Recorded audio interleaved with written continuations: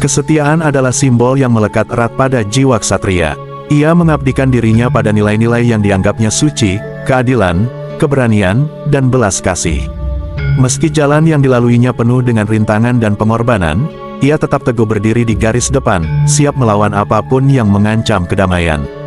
Seorang ksatria tidak hanya berjuang dengan pedang dan perisai, tetapi juga dengan hati yang tulus dan cinta yang tulus. Jiwa ksatria adalah cahaya di kegelapan, penguat bagi yang lemah, dan inspirasi bagi mereka yang mencari arti sejati dari keberanian. Begitulah kira-kira sikap yang ditunjukkan oleh Lembu Sora, sang pahlawan, pelopor tonggak awal sejarah berdirinya Kerajaan Majapahit, yang selalu setia berada di samping bersama junjungannya. Lembu Sora yang sudah mengawali karir sejak zaman Prabu Kertanagara di Singasari, mengabdi setia sebagai abdi dalam kepada Trahawangsha Rajasa di bumi Tumapel, sampai pada masa keruntuhannya 1292 Masehi. Lembu Sora meneruskan pengabdiannya kepada sang penerus Trahawangsha Rajasa, yaitu Sang Gramawijaya alias Raden Wijaya hingga akhir hayat. Dalam beberapa karya sastra, Empu Sora juga disebut dengan nama Lembu Sora, Ken Sora, Andaka Sora, atau kadang disingkat Sora saja.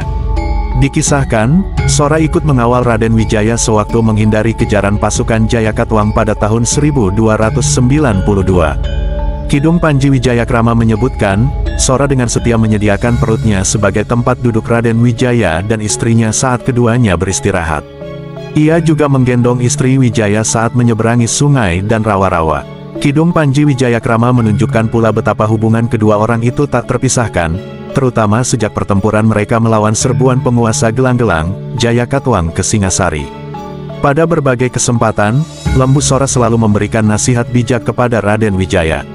Serangan balik malam hari terhadap tentara Gelang-Gelang yang menduduki Singasari juga atas saran Lembu Sora.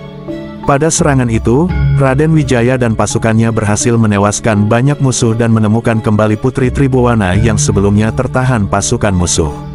Lembu Sora jugalah yang menahan Raden Wijaya ketika bersikeras ingin membebaskan Gayatri, Putri Kertanagara yang masih tertinggal di pura istana Singosari. Dia menasehati agar Raden Wijaya dan istrinya Tribhuwana menyelamatkan diri. Pasalnya kekuatan tentara Kadiri jauh lebih besar jumlahnya daripada sisa tentara Singasari. Bahkan ketika mereka akhirnya memutuskan mengungsi ke Madura Timur untuk meminta bantuan kepada Bupati Arya Wiraraja. Semua itu atas nasihat Lembu Sora.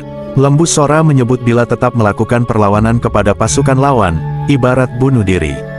Lembu Sora selalu menunjukkan keperwiraan dan kebijaksanaannya, baik dalam persiapan mendirikan Majapahit, maupun dalam perlawanan terhadap Jayakatwang dan pasukan Mongol.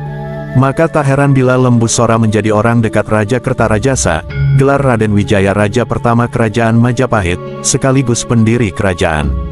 Tak heran pula Raden Wijaya memberikan tempat terhormat padanya di pemerintahan. Lembu Sora menjabat sebagai Rakrian Patih di Daha, atau Patih dari Raja Kediri, Jayanegara, yang saat itu menjadi Yuwaraja, Raja Muda di Kadiri. Kedekatannya dengan Raja membuat Lembu Sora lolos dari beberapa rangkaian hukuman yang seharusnya ia terima. Salah satu kisah yang membuatnya lolos dari hukuman pasca menikam Kebo Anabrang hingga tewas, yang tengah melawan biang keladi pemberontakan, Ranggalawe. Sebab, Lembu Sora saat itu konon tak kuasa melihat Ranggalawe, keponakannya dipiting oleh Kebo Anabrang dalam pertempuran, di Sungai Tambak Beras. Kala itu Raden Wijaya sebagaimana dikisahkan tak pernah ambil pusing dengan tindakan Lembu Sora. Padahal, menurut Undang-Undang Kutara, Manawe Dharma Sastra, yang dijadikan pegangan dalam pemerintahan Majapahit, Lembu Sora seharusnya dihukum mati berdasarkan pasal Astadusta. Pasal Astadusta ialah merupakan pasal hukum yang mengandung 8 hal yang dianggap jahat, atau kejahatan, diantaranya ialah membunuh orang tanpa dosa, menyuruh membunuh orang tanpa dosa, melukai orang tidak berdosa, makan bersama-sama dengan pembunuh, sehilir semudik dengan pembunuh, berkawan dengan pembunuh, memberi tempat berlindung untuk pembunuh, menolong pembunuh. Masing-masing kejahatan memiliki hukuman beragam, dari membayar denda, penjara, diasingkan, sampai yang paling berat dihukum mati. Lembu Sora pun menjadi pembicaraan di Istana Majapahit. Sikap Raden Wijaya dituding tak adil. Namun lambat laun, pembicaraan itu mulai meredup.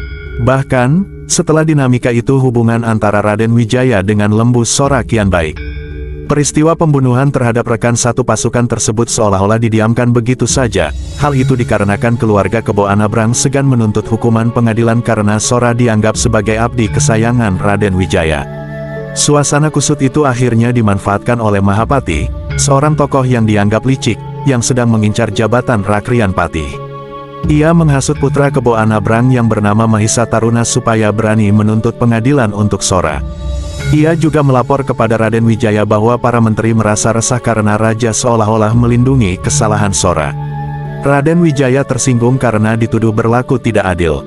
Ia pun memberhentikan Sora dari jabatannya untuk menunggu keputusan lebih lanjut. Mahapati segera mengusulkan supaya Sora jangan dihukum mati mengingat jasa-jasanya yang sangat besar. Atas pertimbangan tersebut, Raden Wijaya pun memutuskan bahwa Sora akan dihukum buang ke Tulembang. Namun bagi Sora hukum buang atau diasingkan, merupakan hal tidak terhormat bagi seorang prajurit sejati. Jiwa kesatrianya berontak, menolak mentah-mentah keputusan itu.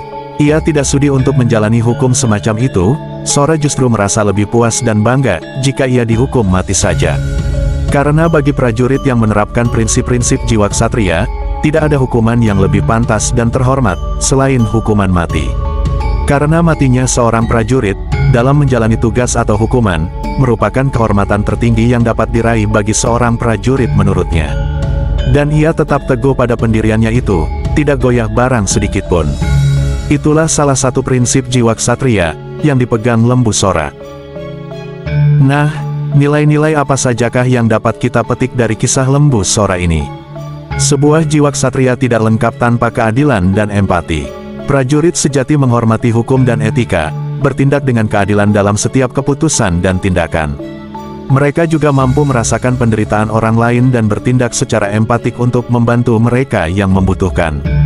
Di balik ketangguhan mereka, prajurit dengan jiwa ksatria juga memiliki kedalaman spiritual yang menginspirasi. Mereka mencari kedamaian batin dalam kegagalan, mengambil inspirasi dari nilai-nilai dan keyakinan yang mereka anut. Jiwa ksatria adalah warisan berharga dari seorang prajurit yang mendedikasikan dirinya untuk melindungi dan melayani. Ini bukan sekadar sikap atau perilaku, tetapi identitas yang terukir dalam prinsip-prinsip keberanian, loyalitas, pengabdian, keadilan, empati, dan spiritualitas. Prajurit yang memiliki jiwa ksatria adalah pilar moral dan inspiratif dalam masyarakat, membawa kehormatan dan martabat dalam setiap tindakan dan pengabdian mereka.